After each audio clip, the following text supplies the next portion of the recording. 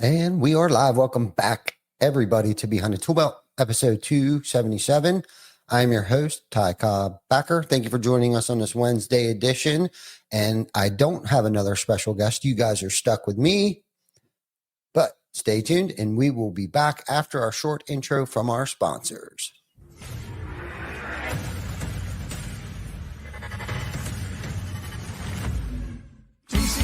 Cobb-Backer. Roofing, siding, windows, gutter, solar. Roofing, siding, windows, gutter, solar. Cobb-Backer. Welcome to Behind the Tool Belt, where the stories are bold, the conversations are real, and the insights come to you live, raw, and uncut. Every week, host Cobb-Backer sits down with game changers, trailblazers, and industry leaders who aren't afraid to tell it like it is. No filters, no scripts, just the truth. Please welcome your host of Behind the Tool Belt, Cobb-Backer. Yes, sir, and we are back live and in the studio today. Thank you so much for joining us. It's honestly hard to believe that we have been doing this as long as we've been doing this. I mean, today is episode 277. I don't know if I've ever been so consistent at anything in my entire life. Maybe that's very, very untrue, but man, I don't know. I mean, other than my relationship, actually, I shouldn't say that, man. Hopefully Jana's not listening here yet. I have been very consistent, right? Like a consistent asshole or whatever, with Jana, and I've been very faithful is kind of where I think I was going with that there. But anyhow, thank you guys for joining us. And today's one of those episodes where we don't have a guest. Vic and I have been, testing and toying around with different things, and I think I'm digging, doing the solo podcast and stuff. I know Vic and I are getting very creative. I think we kind of hit like some fatigue or a plateau there for a second.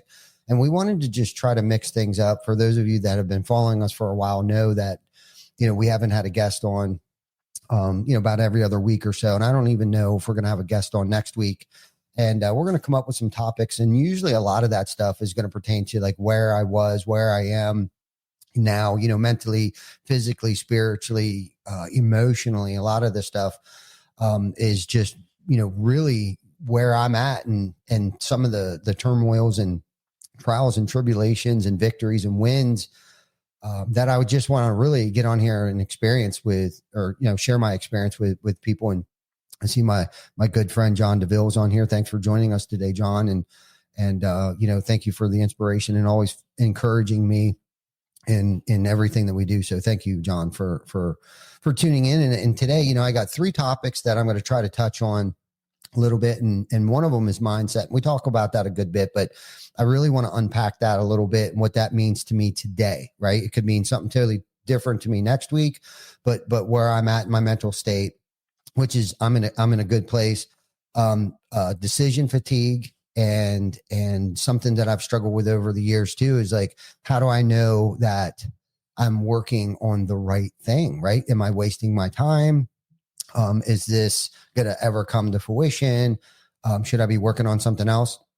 And then next week, I think what I want to discuss next week is, talk about the high cost of not letting go soon enough, right? And that can take us down many different rabbit holes there all in itself. But, unpacking, the mindset, for me, mindset is everything. I mean, everything. And I had a great conversation with a colleague of mine, a trusted colleague yesterday. And the funny thing that came about that conversation is that we were both going through the same season at the same exact time.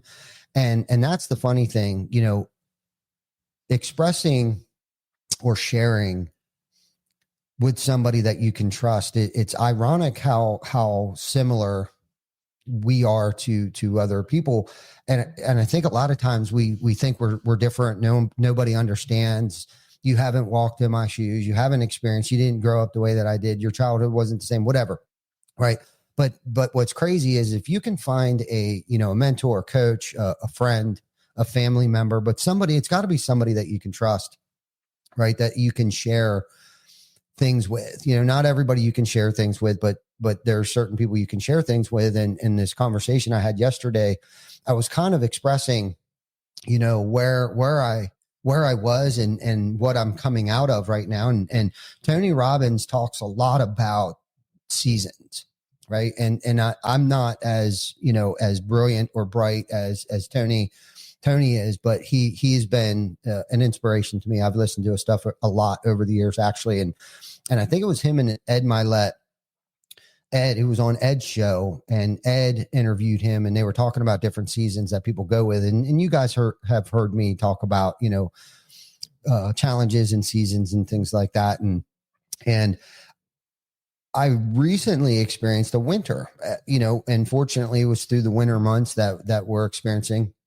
And, I started to really unpack that and pull it apart and drill down in and see like where did it start, and what was I doing different? And it doesn't always have to be, a winter doesn't start, I don't think, in a week. I don't think it starts in a month. I don't even think it starts in like 3 months, but like it just doesn't happen. It does. It gradually happens over time, and it doesn't necessarily have to be ignited by like a passing of a loved one, because Jan and I both went through a darker season, because winter is when things lie dormant.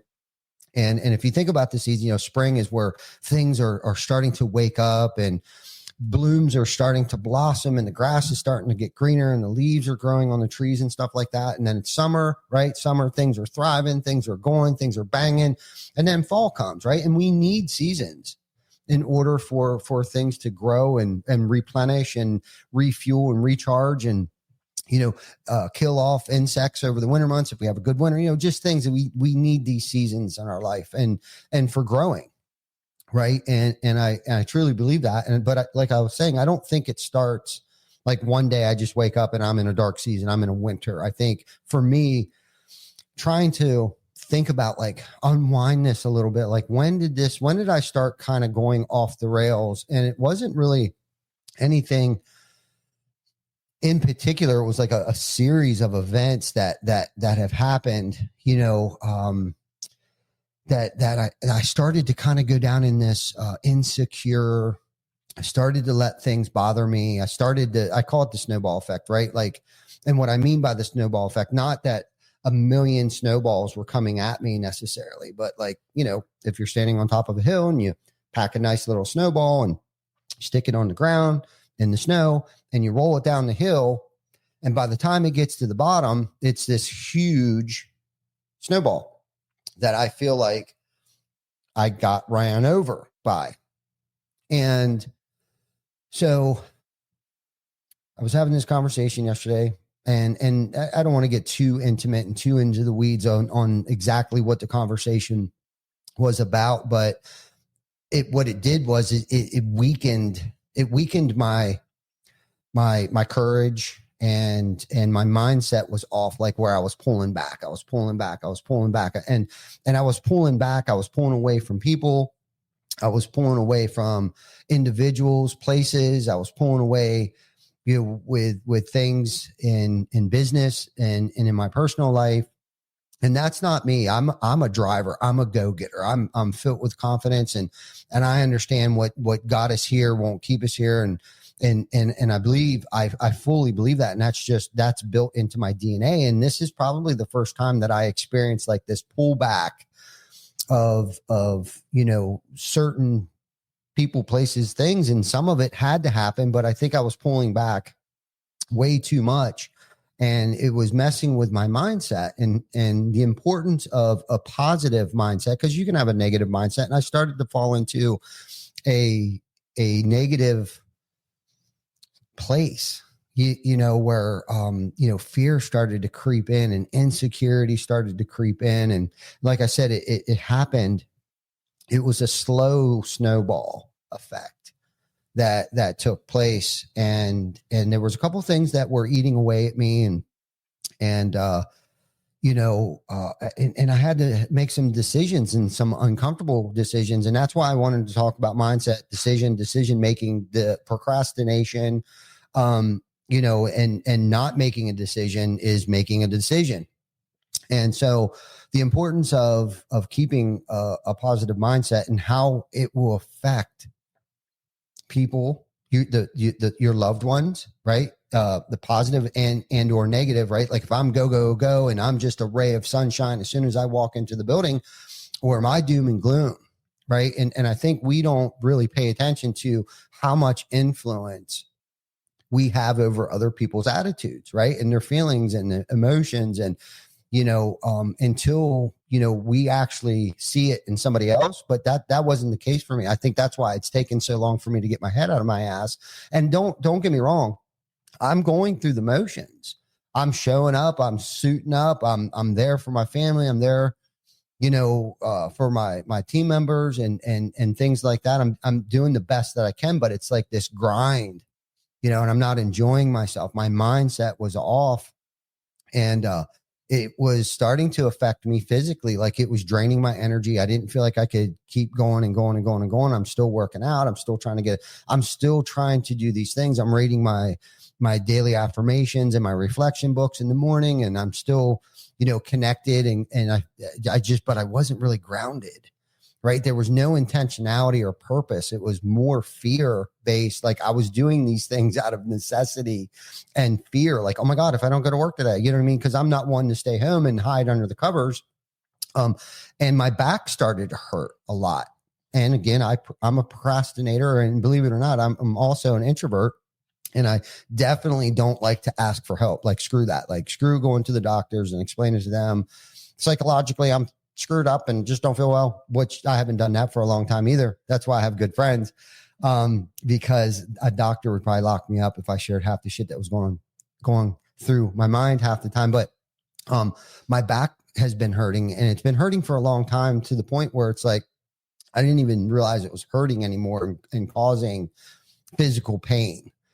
And so finally I got off my dead ass and I went to the chiropractor, and to come to find out, my pelvic was misplaced or dislocated or some shit. And it, fortunately for me, I have a high tolerance for pain, emotionally and physically.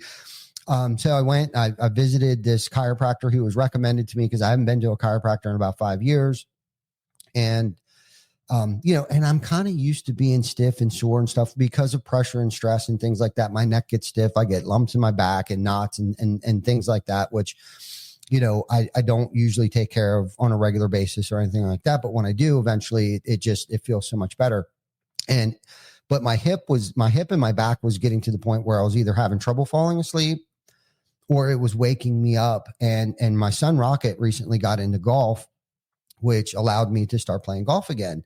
And this was probably at the end of last season. And I noticed that it was affecting not just my golf game, because my golf game sucks anyhow, but it was a good excuse for my golf game to suck. But it was really affecting my sciatic nerve and my hip and my back. I almost felt like something was loose back there, and it was grinding together. And so I went and he put me down. It turned out that my right leg was about an inch shorter than my left leg, and that my hip bone was hitting against, I think, my pelvic. I'm not a doctor, nor do I try to portray one on TV.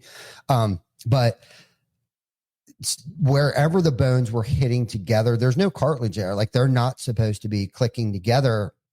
And it was creating severe pain. And of course, I try not to bitch and cry and complain and moan. I just kind of suck it up and deal with it. Cause again, I can deal with this shit on my own. I don't need anybody's help.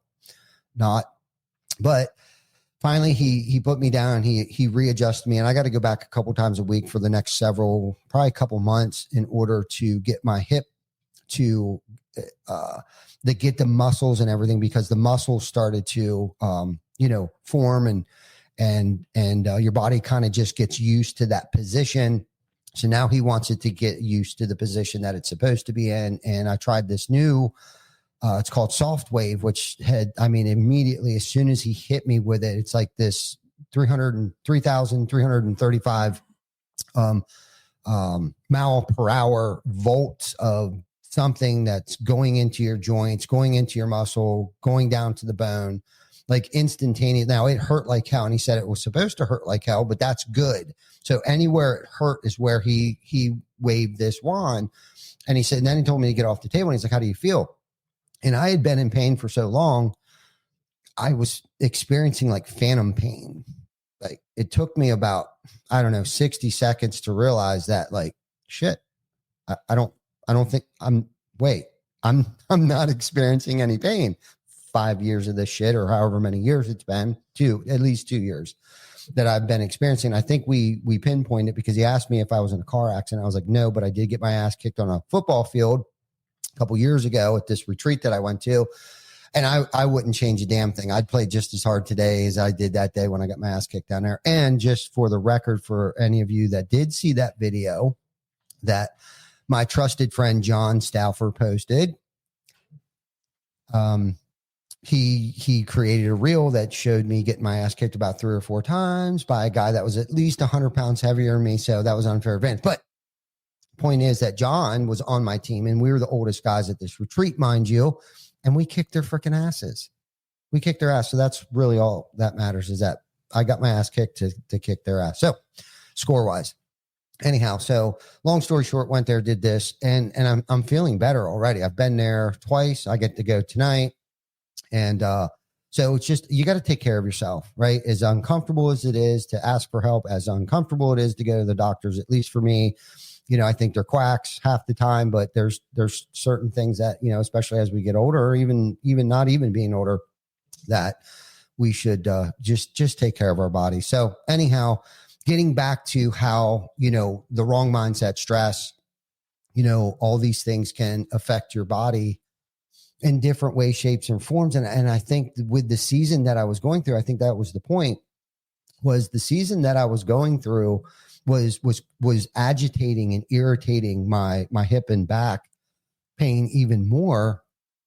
So when the pain's great enough, I will get off my dead ass and do something about it. And the pain was great enough. So, and then obviously mindset will mess with you psychologically and mentally, right? Your mind is a powerful thing, and it will tell you things that aren't true. It will tell you that, things are a lot worse than they are. And that's kind of what was happening to me. And some of the ways, and I also want to describe, discuss some of the ways that I've been able to get through this, and where I was telling you before, where I was kind of backing off on things. And one of the biggest things that has helped me over the years that I started to back away from, one of the things was walking. I know as simple and as common as going for a walk outside, I recommend going for a walk outside. But if you can't, on a treadmill indoors, that's great. Both give you the same physical benefits, but I think walking outside for me personally helps me clear my mind. No book, give yourself, a good 20 minutes of just silence with yourself, help you clear your mind, and breathing in, which is also good for your immune system, is breathing in the pollens and stuff. And that's kind of really the real reason I'm suggesting going for a walk, and not even always by yourself, like with your significant other, with your kids, a friend, whatever the case might be. And but spend some good quality, quiet time walking. And it's also, I find it a good time to listen to very intentional books on things that I'm studying, and but helping me decompress and get away and remove myself. And and they also say too, and I experience this, and I actually kind of watch the clock as I'm walking, is that they say, after 20 minutes of walking, your body starts to feel like this sense of euphoria, right? And I'm sure some people that might be out of shape or whatever like that are like, yeah, right, I might not be able to walk for 5 minutes, but maybe you should work up. One of your goals should be working up to, walking, 20 minutes. Don't necessarily worry about how far you get, but maybe go for a 10-minute walk, turn around, come back. But by the end of that 20 minutes, you should start feeling better mentally, physically. You start feeling this state of euphoria. Now, I typically walk 2 to 3 miles. And that's just, I could do it pretty quickly. about 20, about little under 20 minutes a mile, which isn't like setting the world on fire or anything like that, but that's usually somewhere between 17 and 20 minutes. So I usually walk for about 40, 45, 50 minutes at a clip. And I do that quite regularly, but again, it wasn't very intentional, right? Like I'm checking emails. I'm like literally walking, checking emails. I'm scrolling Facebook. I'm replying back to text messages because I don't want to waste that time. Like I got to get back. I got to respond. I got to do all these things, but no, put the phone down. If anything, listen to a book, a good book, where whatever it is that you need to advance in, listen to that book or that podcast. But I think the biggest thing where I felt like I was stumbling, and I've been told this for many, many years, is like, when things are going wrong in my life, I should look to where I can help somebody. And simply just helping somebody. And I'm not talking about like loaning money to somebody, or, you know, I'm talking about like really devoting and dedicating some time, your time to helping somebody, whether you're lending your ear to them, and not even necessarily giving advice, but just listening, right? Or helping somebody move. I mean, that's probably one of the hardest things for someone to ask help, right? Is, you know, moving furniture, packing things up, helping them.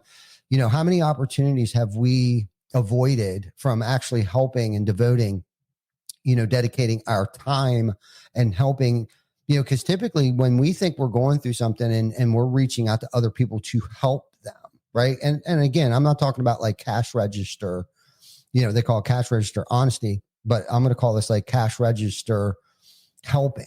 Right. I'm not talking about like giving a less fortunate person on the street $10 or $20. I'm talking about really devoting your time to, you know, and it's been a minute since I've actually sat down and helped work through the steps with somebody, or, you know, found out where they were, because half the time I think my problems are so big, but by the time I listen to somebody else's problems, I'm like, whoa, like when I thought I had it bad. I'm going to sneak a drink here real quick.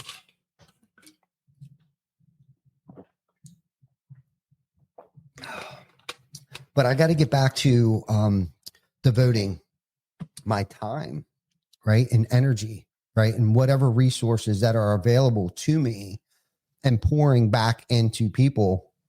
And I got to step that up. I'm not saying that like I totally stopped, but it was almost just kind of like autopilot, kind of unintentional, you know, with very little purpose. And I'm not saying do this to expect a return either. I'm just saying when something's wrong with you, when there's something wrong, there's usually something wrong with you. And the best way to get out of you is to get into somebody else, and come to find out the issues that you're struggling with are minute compared to, you know, other people's issues and stuff. So I'd strongly recommend, speaking of which, you know, we're finally going to have our, community events committee meeting on Friday. We're getting back. We haven't done anything since for Swing into Recovery. We had a call yesterday with Steven Spence. Big shout out to Steven Spence and everything that he's trying to do for roofers in recovery and stuff like that. So Steven, whatever you need from us, let us know. Obviously you already know that because we speak on a regular basis, but the dates and location and stuff like that should be announced, I would imagine, in the next 3 to 4 weeks. I think we're thinking, you know, early fall this year, not waiting as long as we did. We're going to be super intentional. So hopefully we can raise awareness for addiction, and all that good stuff. And we can get the support that we received this past year that we did, because that was absolutely freaking amazing. And then we got our food drive coming up at some point in time. That date will be announced. I think we're going to approach that a little bit differently. And again, these things require a lot of time, a lot of energy, a lot of resources, because obviously we can't just do anything on a small scale. We gotta, you know, be grandiose about it. But just because we have so many people that are willing to help. So what happens is that these events that we do are usually pretty big. So you'll be hearing a lot more about that. So I guess next topic, we'll try to dovetail into one of the symptoms that I was experiencing from having like, I don't even want to call it a negative mindset, but just I'm going to chalk it up to a poor inferior mindset. It started to create decision fatigue, and started to second guess my decisions, because, a couple of things didn't quite work out the way in that season that I was experiencing, that I was talking about earlier. A couple of things didn't quite work out the way that I thought, should have worked out. And not making decisions, right? I touched on that earlier. I was like, I wasn't making any decisions. I was being very indecisive. I didn't have much clarity. And again, touching on how that affects other people, right? Like, especially here at work, like if I'm indecisive and not making decision, I'm not very clear, and I'm hiding out in my office and things like that. Well, I can't even imagine what that's doing to my coworkers and my co-leaders if I'm not, unfortunately, we built a great enough team, and the team has actually built themselves at this point in time. Things were going, but there was much more that I felt like I needed to be doing. And a lot of that's pouring into my team and that positive energy. Hence my signature at the end of my email that I stole from John Gordon. I'm the CEO. I'm the chief energy officer. I bring the heat. I bring the energy. Well, I didn't have any. I was depleted. I felt depleted. My energy, my body was sore. So I was suffering. I felt like I was suffering from decision fatigue. Like, I just can't think right now, and this is what's crazy. Like, some of the vitamins and stuff that I was taking, like, I actually had to stop, and supplements. Like, I had to stop taking some of this stuff too. Like, I couldn't figure out what exactly was going on, because sometimes it takes about 30, 60, 90 days for some of these, supplements and vitamins to really start taking effect. And my body and my system's a little weird like that. And I'm trying to find the fountain of youth. So I'm trying other things. And and some of that played into the season that I was experiencing. It was messing with my thinking, right? It was making me, how I felt indecisive, and procrastinating. And one of the things that has helped me over the years is obviously, with the amount of things and businesses that I'm involved with, obviously to-do list, right, is huge, right? But more importantly, that I found here more recently that I actually forgot about was making a decide list, things that I have to make decisions on, right? Make a list of them, get them out. And what I found is by getting them out of my head and putting them right on a sheet of paper or in your notes on your iPad or whatever device, electronical devices that we have today. I mean, I see some people using the Remarkable, which I I was using my iPad. I went to the Remarkable. Great tool. But I went back over to my iPad, and I started to write down. I created my decide list. There was a lot of decisions that have to be made, because I'm a thinker, right? I'm constantly thinking, not just about today, but I'm thinking about next week. I'm thinking about next month, next quarter. Here we are in the second quarter, right? And I started to beat myself up over decisions that I should have probably made in the fourth quarter of last year. There was just certain things. And again, I was slacking on my to-do list. And one of my goals for the past 2 New Year's was to remove shit off my plate and not keep adding stuff to my plate, because I've done that year over year, where it's like, I'm going to do this and I'm going to start doing that. But what about all this other shit that is eating away at me and all these other broken promises? Like, let's just stop making these promises to myself, right? And start removing things to actually give space, bandwidth to filter good, positive things, activities, people, places in my life. And like, I totally took a left turn. I don't know if it was January 2nd. I just started to I took a left turn, but I don't even know what the hell happened to me. So when I got it out of my head, all these decisions that I felt like needed to be made, I actually started to prioritize them. Okay, this can actually wait, because sometimes the best decision is not to make a decision. Don't make a move. Don't make a move. Don't touch a damn thing. Nothing's broke. Don't fix it. Right? So as I was able to get these out on this in my notes, my decide list, not my to-do list, but my decide list, which I actually stole that from Craig Rochelle. I don't know, like 2023, I started to write a decide list, and then picking and choosing times of day. When do I make the best decisions? Right? Is that 8 o'clock at night after I just got my ass kicked all day at work? Probably not. Is it when my kids need help with schoolwork? Probably not. Right? Like, so when do I make the best decisions? For me, I make the best decisions in the morning. Right? So now I know, right? Tuesdays and Thursdays is my decision-making days, right? On certain things. I'm not saying that when people knock on my door and they have a question about something, it's like, nope, you got to come back at Thursday at 7 a.m. because that's the day I make my decisions. No, can't do that. Can't do it. As a leader, I need to be very decisive. But knowing myself, right? Personal development, personal mastery, right? Is knowing yourself. And when do I think the best? When do I retain the best? When do I function the best? When do I accomplish more things? What time of day can I really knock some shit out? Right.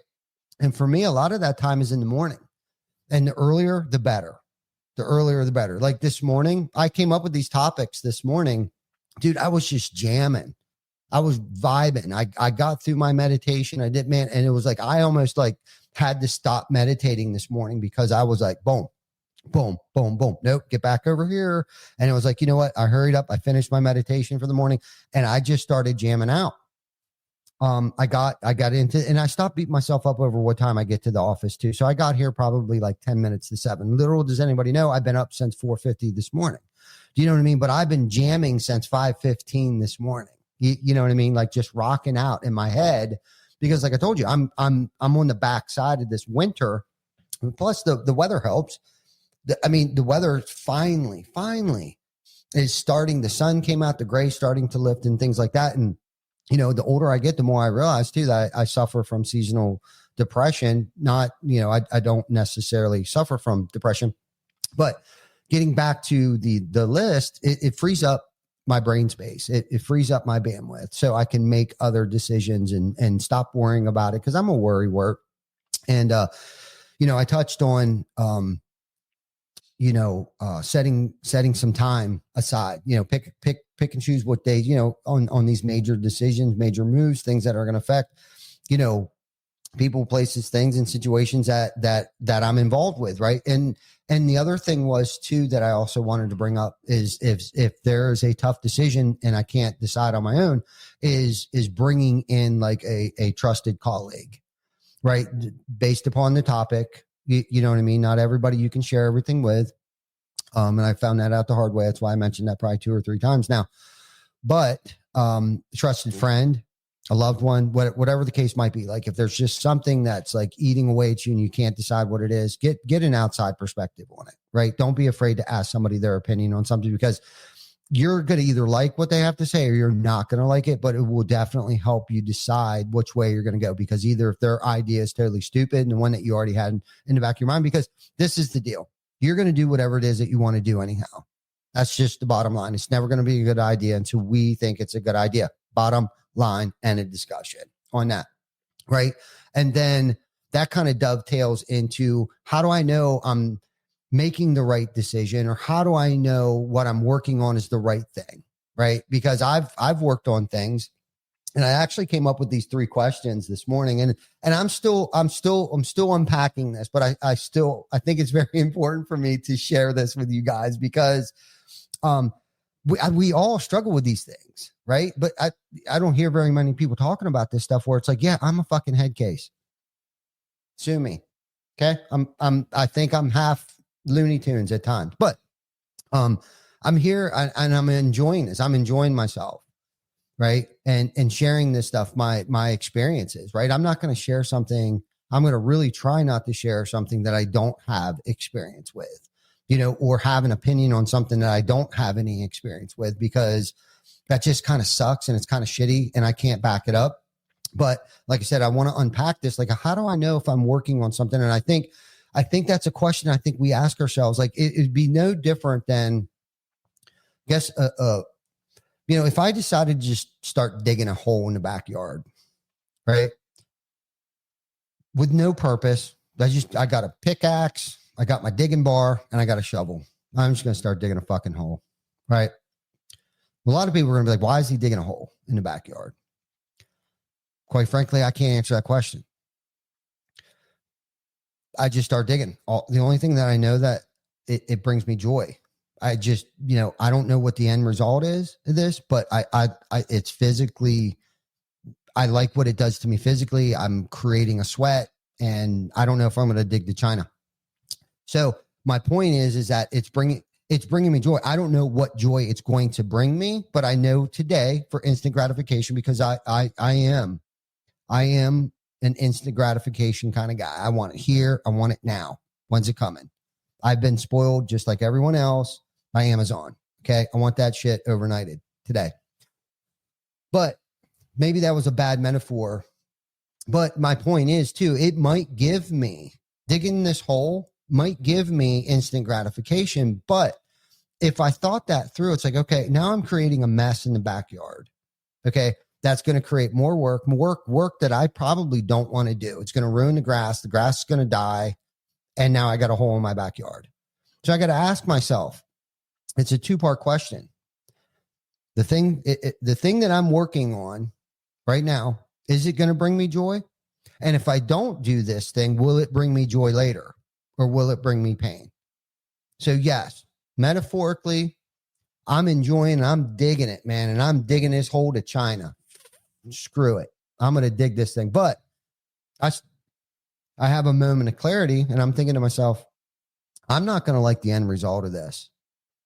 I'm not going to like this. So maybe I should stop. Maybe I should just close this hole up right now. So first part of the question is it bringing me joy? Am I feeling joy from this? And will it give me joy later? The answer to that second part of the question is no. So why am I doing it? Right. And it's almost like getting high, right? I didn't even think about this till right now. It's almost like yes, that instant gratification. I can drink a beer, I can get high, but the end result, I'm not gonna feel good about myself later. I'm either gonna, I'm gonna have a hangover. It's gonna be considered a relapse. I'll probably miss an appointment because when I start drinking, all bets are off. So why would I pick up the pickaxe? Right? It won't bring me joy later. The other thing is does it bring me fulfillment and purpose? Now, will I feel fulfilled filling this hole back up? I probably will. It will probably give me fulfillment. But if I don't fill the hole up, will it give me fulfillment later? Will it benefit me or anyone else later? If I don't fill it up, it won't. It's going to kill the grass. When it rains, the mud's going to go down the hill. It's going to create a mudslide. It's going to do all these things. So yes, I need to fill this hole back up. And I wish I would have came up with a better metaphor. I don't know. It's a tongue twister. For me, it is anyhow. So what it is that I'm working on right now, does it make me feel fulfilled? Okay. And I guess the second part to that question is, because I don't want 5 or 6 different questions. It's going to be 3 questions you got to ask yourself. Does it bring me joy? And if I don't do it, will it bring me joy? Okay. It's the first question. Second question is does it make me feel fulfilled? It does. But if I don't do it, will it make me feel fulfilled? Question is that probably if I procrastinate, if I prolong it, I probably won't feel fulfilled later. So that means I better do it now. It may not give me fulfillment this second, but I know if I get through it now, I will, because I see the end result, right? It's just like working out, right? I don't see the gratification. I don't feel the gratification today. Shit, I don't even feel it. Over a week, sometimes a month, you start to feel different. You start to look different. People start to realize like, holy shit, you're starting to look good, whatever. Right. And then I guess the third question we would ask ourselves is, will it have impact? Negative on people or positive on people, right? If I do this thing today, if I continue to keep working on this job, on this task, on this on this whatever, what impact will it have on myself and on other people? Will it impact people later and instantly, right? Two-part question, positively or negatively, right? So I think if you can think and say these three questions to yourself, does it bring me joy now? And will it bring me joy later? Will it make me feel fulfilled today? Or will it make me feel fulfilled later? Will it have a positive impact on people today or a negative impact on people later if I do or don't do something? Right. And I think that has given me personally so much clarity on my decision making, right? Especially when I'm suffering from this decision fatigue, right? It helps me with my mindset. If I can grind through this because I know the end result, I'm going to get paid. It's going to impact other people so they can get paid. And then they can impact other people so they can get paid, or they can provide for people. If you want to look at it in terms of monetarily, right? Or am I going to do some things that people don't even realize where these miracles came from, right? Because I love doing stuff like that where people don't realize, it was because of something that we did that impacted them later, right? But if you look at all three of these questions, it all has to do with, it starts with me first and foremost. Personal development is an inside job. Professional development, I don't give a shit. It's an inside job. Right. It's the 6 inch between my ears. It's the things I'm working on behind closed doors. It's the promises that I'm keeping to myself. And it's the promises that I'm breaking to myself that will screw up that psyche, that will screw up that mindset, that will screw up my paradigm, my perception. Man, have I ever had my perception screwed up here lately. But I really wanted to share. I felt like I really needed to get a lot of that off my chest. And maybe if there's somebody else out there, I don't know who's out there. I see Johnny Stauffer out there. I'm gonna take a drink here real quick.